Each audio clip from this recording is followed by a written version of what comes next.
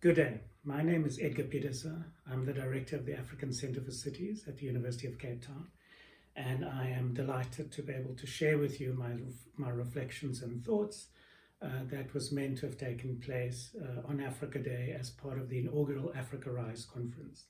On that note, I'm incredibly delighted and pleased and honoured to have been asked to do this specific talk, but also to join hands with ICLEI and their partners to create this knowledge platform where we can bring practitioners, scholars, and also people from the private sector and the public sector together to begin to really grapple with what it means to understand our own context, but to generate solutions from our context informed by and responding to international debates.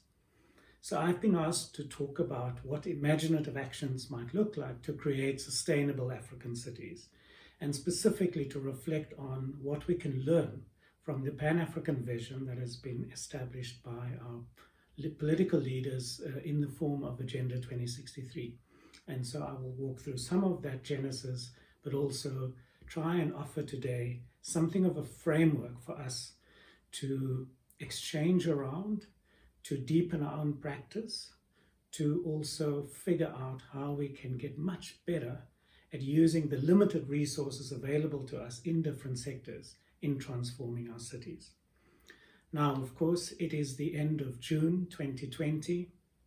We are in the midst of one of the most unprecedented public health pandemics that the world has faced.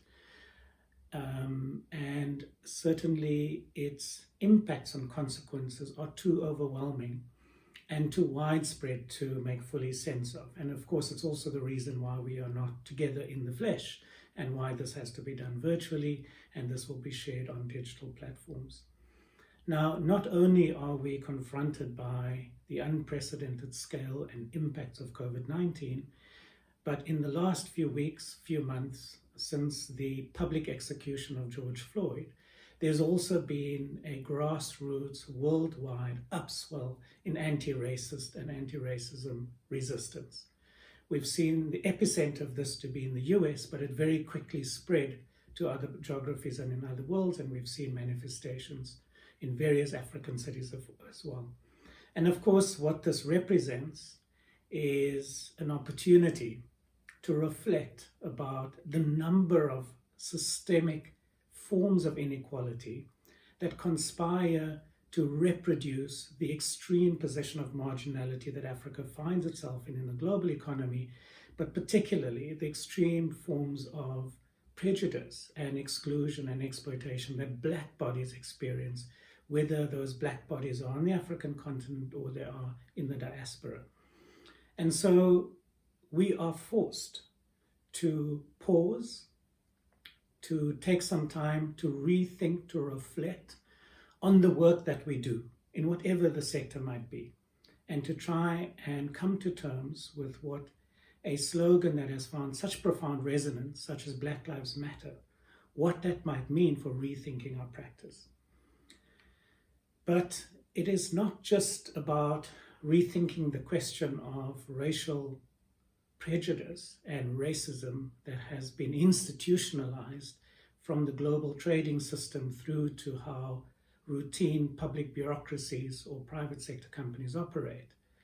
But it is about understanding and returning to our core values, the values that we've crafted through the Universal Declaration of Human Rights, and values that put at the heart the imperative of social justice as the only way to begin to confront systemic inequality.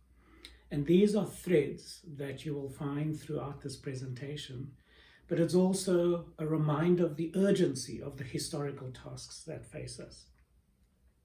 And so let me begin with a quote from Agenda 2063.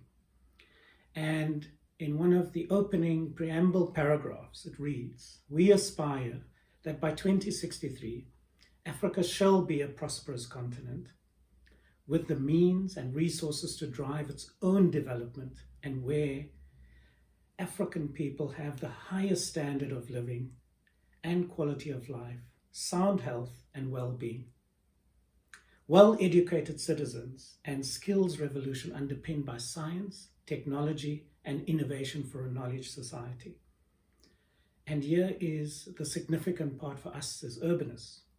Cities and other settlements are hubs of cultural and economic activities with modernized infrastructure, and people have access to all of the basic necessities of life, including shelter, water, sanitation, energy, public transport, and ICT. Economies are structurally transformed to create shared growth, decent jobs, and economic opportunities for all. End quote. Now, of course, at the face of it, this does not seem very different to the many, many global, continental, national, and local development policy frameworks and the discourse that tends to populate and structure these policy frameworks. But what I want to suggest today is that there is a difference, that there's a certain spirit that informs this, a spirit that we need to pay much closer attention to, and that also helps us to connect with the moment of the present. And this is a spirit where African leaders, or at least a subset of them, came together and said, we need to put a manifesto together that allows us to confront the betrayal of the promise of the anti-colonial freedom struggles. And if you remember the 2008 speech by the then President Mbeki, who was the chair of the African Union at the time, about the African Renaissance, about the 21st century being an African century, if you read that particular text more closely, you will see that there was an insistence that we had to call out corruption. We had to call out the importance of acknowledging that our leaders, not just colonialism, but if you will, the fruits of colonialism, extended the betrayal and the exploitation of the black body. And if you will, the body politic that was meant to ensure that we can hold on to the values of our various freedom struggles across the continent. And so as we remember that and as we pay attention to that, to make sense of institutionalized and systemic racism, it is important that we return to our history, that we read history more closely, that we ground ourselves in that, and that we recognize that we have had phenomenal leaders across all sectors of African society in both the pre-colonial, colonial, and post-colonial periods. And here is a very modest sample of some really inspiring people that we can turn to for both inspiration, but also a set of ideas and practices that can help us formulate our own language about how we are going to transition from where we are in this neo-colonial dependent moment to one of true freedom and autonomy. And so I offer that you reflect on the leadership of Ethiopia's empress, who alongside Haile Selassie fought off the Italian colonizers. I draw your attention to Huda Sharawi, who founded in 1923 the Egyptian Feminist Union. Think of that, 1923, before there was universal suffrage for women, even in Western Europe. Think of the eco-warrior Wangari Maathai. Think of the brilliant Senegalese philosopher Sheikh Anta Diop, that in many ways prefigured a lot of the Fanonian discourse we are grappling with at the moment to make sense of what a neo-colonial reality might be. But someone that understood that you had to read philosophy alongside history, alongside political practice, alongside psychology, that as Africans, both in our history and in how we live together and who we are complex beings that operate through and within multiple cosmologies, and that we are able to navigate the past, the present, and the future as a seamless whole. And there is something so profound in that kind of grounding and philosophical outlook. And it is absolutely tragic that we've lost those roots, that we've lost those sensibilities as we try and figure our way into a different future. Think of the brilliant artistic practices that we see in so many African artists, but one of my favorite is from Cabo Verde, Cesaria Ivoria, who in this incredibly impassioned body of work of hers that, if you will, did the working person's blues, right? But one thing she insisted on was whenever she was on the stage, whether it was in the Royal Albert Hall or in Carnegie Center in New York, is that she was always barefoot. And she was barefoot because it was a reminder to the audience and to herself that the majority of Africans are still not free and are toiling under the yoke of history and, of course, the colonial endowment. Of course, I don't need to say anything about leaders such as Thomas Sankara, whose life was cut short, but from the earliest days showed so much promise in how we can rethink territorial development, urban investment, infrastructure investment, and of course closer to home in South Africa, Steve Biko, and last but not least, one of our leading intellectuals who is setting in some ways the global agenda for where philosophy should be going and how we should be making sense of this moment, if you will, a sentinel, Achille Mbembe, from Cameroon, based in Johannesburg, but of course a global citizen. And so I've spent a little bit of time to remind us of these incredible people, these generous souls, these incredibly productive and inspiring leaders, because we have a legacy and a history. And we are so preoccupied with the future that often we forget that we've got this incredibly rich inheritance to work with. And I want to pivot into the more technical aspects of my talk by reflecting on the incredible chutzpah, the incredible, if you will, energy of this Zimbabwean colleague, Tawanda Katema, who, out of sheer frustration, realized that Google Street View had no reflection, no representation of Harare, of his hometown, of where he was born or where he was from. And so, what did he do? In his off time from his job in California, he contacted Google. He said, give me a Street View camera and I will walk the streets of my country from border to border, street by street, block by block. I will render my city, my life, my history visible to the world. And so there's something in that sensibility that for me is resonant of the kind of spirit that informed the anti-colonial struggles, the kind of spirit that we will need if we are going to do the hard work of undoing systemic racism, of undoing structural inequality, and building the kinds of futures that I will suggest in the rest of this talk is indeed within our grasp. And so the imperative on us is absolutely to be bold, but that boldness has got to be underpinned by a criticality, an informed theoretical criticality. We've got to read our history. We've got to be engaged with big ideas. But of course, we've got to remain open in an artistic sense, if you will, to multiple possibilities of going forward, of resolving crises, problems, and so forth. And we can never forget, as Africans, aesthetics matter. The soul matters. Beauty is critical. It can be instantiated even in the most daunting challenges. But our job is to be propositional. And we've got to remember that we've got an incredibly rich history we can be proud of. And we've got a set of inherited ideas and outlooks, dispositions, that is incredibly well suited for the 21st century and for the knowledge society. And that can be a source of pride. But this, of course, is pride that is connected to wanting to change the world, wanting to be propositional, wanting to provide African answers.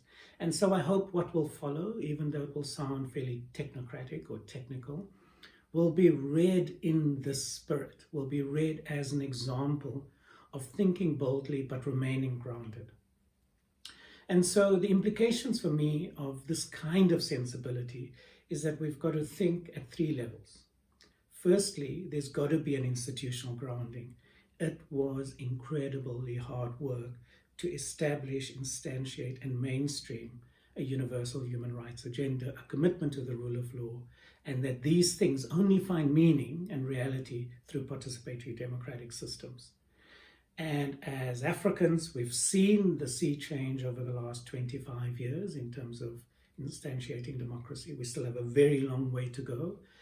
But let's not forget, as Agenda 2063 suggests, that this institutional grounding is a precondition for the ways of resolving our problems by ourselves through our own modalities. Secondly, our outlook has got to be informed by thinking through the potentiality of a knowledge society. In other words, a society in which we insist on universal digital access and the fulfillment of all human potential. And there is just no way around it. And in fact, again, our history is all about the centrality of education, of intergenerational learning, the central role of the experience of our ancestors and elders in helping us make sense of the world, but that we've got to then, with those skills, figure out our own path. And finally, what I will argue, and this is the substance of the talk today, is that the means to where we want to go is in fact paying attention to sustainable infrastructure that will serve as the catalyst for labor-intensive green industrialization, coupled with savvy land use planning and a design sensibility. Now, returning back to Agenda 2063, which, remember, our leaders' first iteration was unveiled in 2013. This was a good 3 years before the deliberations around the Sustainable Development Goals and the adoption of the SDGs. And so, yes, the SDGs is an important global framework and a set of reference points, but it is helpful for us to remember that Agenda 2063 in some ways prefigured that and therefore is pretty consistent with much of it, but it tries to navigate those global discourses through the prism of our history and our priorities. Now, practically, this means that the implications for thinking about African cities are threefold. One, we have to understand that in every town, in every city across the continent, we've got to invest in building shared citywide narratives that is able to read and make sense of what I call the makeshift city, the real city.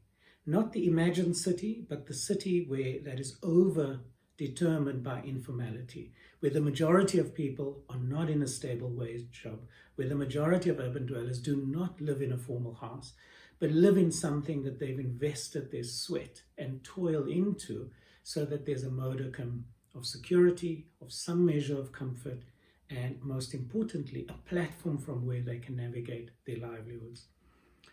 Secondly, we need to understand that unless we are going to experiment with hybrid service delivery models that works with how people have compensated for the absence of formal systems, but also how to connect that into formal governmental network infrastructures. And that then means rethinking how we design our institutions to deliver services. And I'll get into more detail on that through some examples that will follow. And finally, and I can't overstate this enough, is that our institutions, whether they're national government, whether they're utilities, whether they're local government, they are not fit for purpose. We have to rethink them, we've got to redesign them, and crucially, we've got to understand that regulatory tools is in fact where the magic happens, where we can shift the incentives to produce different kinds of behaviors and outcomes. So as a working framework, remaining grounded in our context, thinking through this condition of the makeshift city, I'd suggest that a model for thinking about transformation towards sustainable African cities will start with Africa infrastructure smarts. Note, not smart African cities, not smart infrastructure, but infrastructure smarts. In other words, our thinking about how to instantiate and how to address the infrastructure gap is about working with the cunning of ordinary Africans of the makeshift city to think about how we deploy low carbon, resource efficient, labor intensive infrastructure technologies to address the needs in our cities. So there are three key words that help us anchor that and think about it programmatically. One is work and livelihoods. Every single infrastructure investment has got to generate as many work and livelihood opportunities as possible. Secondly, it's got to effect ecological regeneration. And lastly, it's got to also advance spatial justice. Now, going through this framework will be a talk in and of itself, and that's not the purpose of today. So I will just very briefly highlight that around meaningful work, we can think here about the social economy, about the informal sector. We can think about wage disparities, about rising income inequalities. We can think about the implications of automation and what that will mean for the labor force of the future.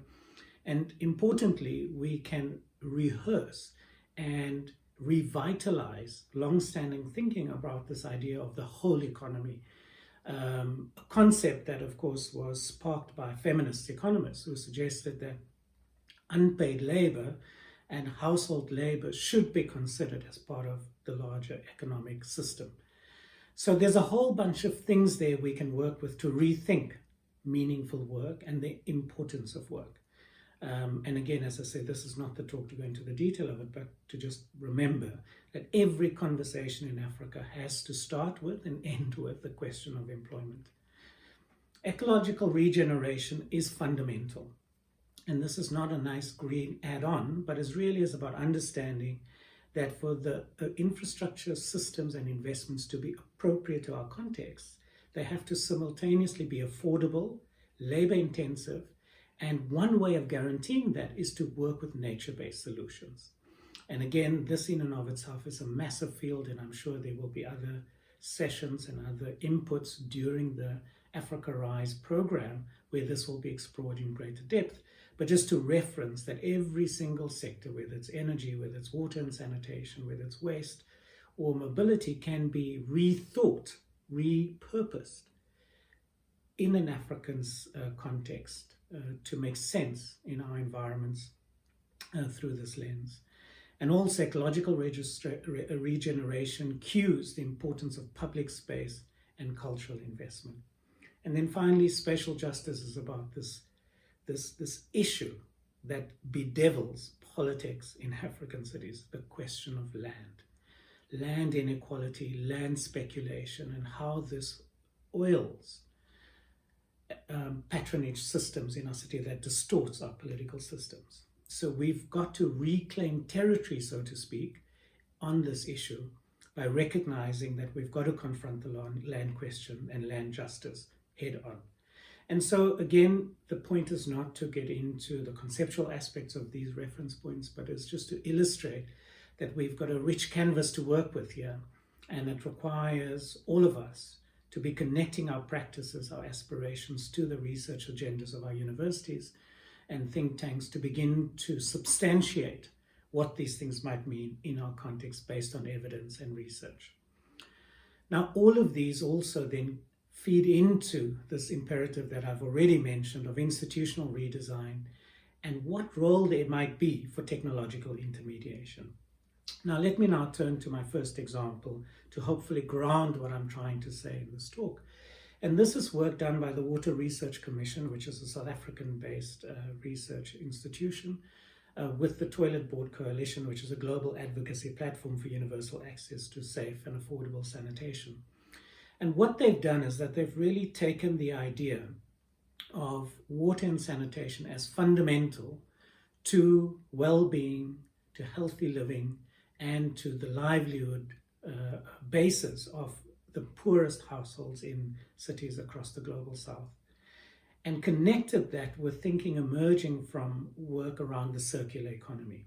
And what the circular economy cues is to go well beyond the idea of recycling, but to rethink how we can regenerate and repurpose every input into every single value chain in the economy to expand or extend its lifespan, to make it more sustainable, if you will, and to reduce material consumption, but most importantly, to also reduce carbon emissions. So if we are serious about a zero carbon economy within 3 decades, we have to fundamentally rethink every single economic sector, every single value chain.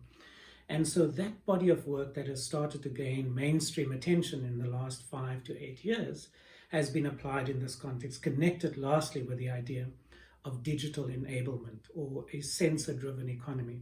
And what this illustrates, that it is possible for community social enterprises to begin to be the central actors in solving the sanitation crisis but in the way generate further and other economic loops by applying the circular economy system. Now, below this talk, I will cite the report that this is based on so that you can engage with this framework on your own terms. I, again, don't have the time to do that today, but I simply wanted to just illustrate that we can take every single sector in the African city and begin to put it through this lens and begin to map out the thousands, tens of thousands of job opportunities that could be possible if we rethink how we approach, structure, and finance infrastructure in our cities. Moving on then to another example based on work we've done in the South African context, and particularly in Cape Town, where we recognized again that the minibus taxi system is in fact the backbone of public transport systems throughout Africa, and through very simple and relatively affordable investments in digital enabling infrastructure, we can transform these things into viable public transport systems that can ensure safety, reliability, affordability, and very importantly, the empowerment of Black business interests. Again, not the place to go into the detail of it, but essentially what it tries to do is to illustrate what this makeshift principle is, what it means to work with the grain of the emergent city. And this is taking technology and combining it with an organic response to deficits in public transport. And of course, this can be extended to borders, as we've seen in East Africa. This can be extended to water-based informal mobility in other parts of the continent. So again, a whole range of possibilities in the domain of transport. The last example I want to reference is an experiment that has tried to use the public housing system in South Africa and to say, can we take that quantum of investment and use sustainable stock feed to begin to rethink the construction material industry in the country? And what they've done is they took alien vegetation, used public employment workers to harvest the alien vegetation, wood pulp the vegetation, mix it with a very minimal cement slurry, and create a building material that can be applied like concrete, but without mechanical technology, by simply using manual labor in teams of 8 to 10 people.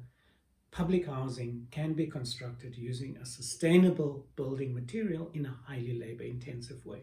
Again, given the massive housing shortage on the continent, given, if you will, the ecological inheritance of the colonial experiment as manifested in alien vegetation that kills off wetlands and indigenous fauna, we can see how a massive long-term problem can be transformed into a new approach of thinking about technological innovation and public housing.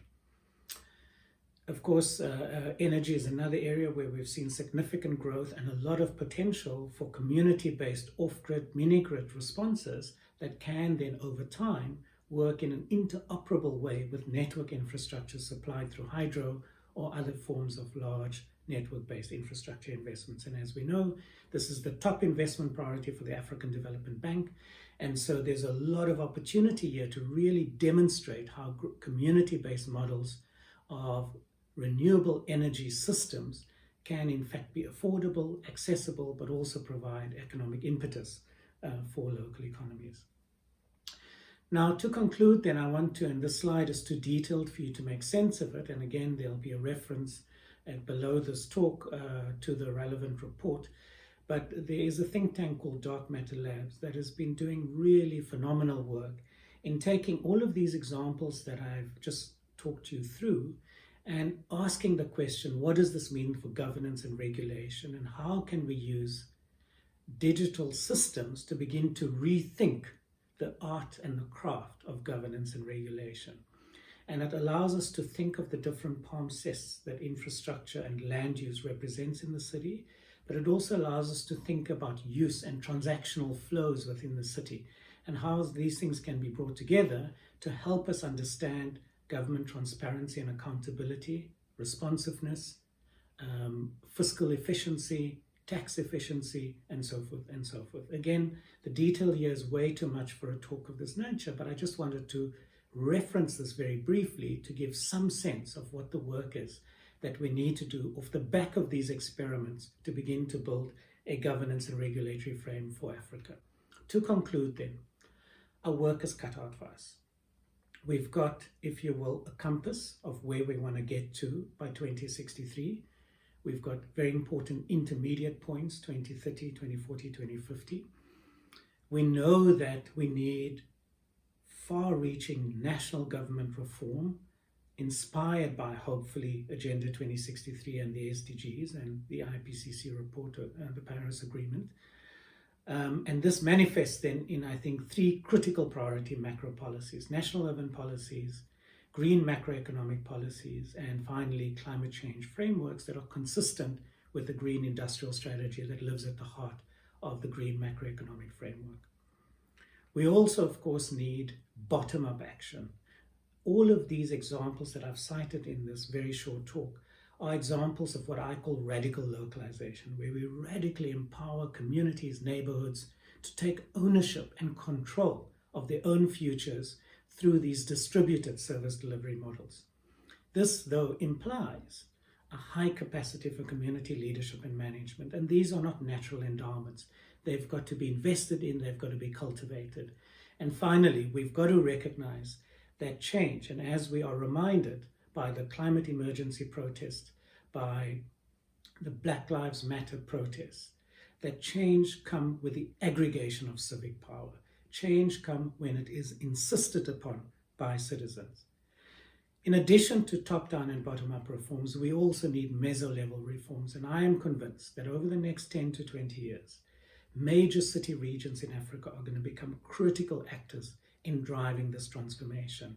Here I have in mind the Gauteng city region, the Cairo city region, others, the nexus between Nairobi, Kampala, and Dar es Salaam. What we see in West Africa, the conurbation that stretches all the way from Cameroon through Accra, through Lagos, through Abidjan, all the way to Dakar. These city regions will have to step up and aggregate a regional perspective, because the big transformations we need to see in energy systems, in waste management systems, in water catchment systems, in establishing universal access to digital platforms will have to be driven by powerful economic actors such as these regional governments. And so let's not create a fetish of the small. That's important. It is the life force, if you will, of this big transformation we're talking about. But let's recognize that we need multiple platforms of transformation, but they need to be articulated as well. And this is why the Africa Rise platform and the work that is being engendered here is so important, and why it is so vital that you are part of this conversation. And so finally then, I want to insist that at the end of the day, all of these lofty ideas will only find traction if we create the experimentation milieus at the city level, at the urban scale in our countries, where we bring together the universities, the schools, the private sector, public sector, different utilities, and a whole variety of other actors to experiment with these alternatives. A decentralized mini-grid system that works in a certain way in Nairobi will not simply translate to Luanda. Local actors will have to come together, learn from these other nodes, but they will have to craft their own pathways. They'll have to craft their own institutional frameworks. They will have to craft their own investment and management strategies, and that's highly localized work. And so let's recognize that in the absence of these experimentation nodes, we will lag in our learning and in our innovation.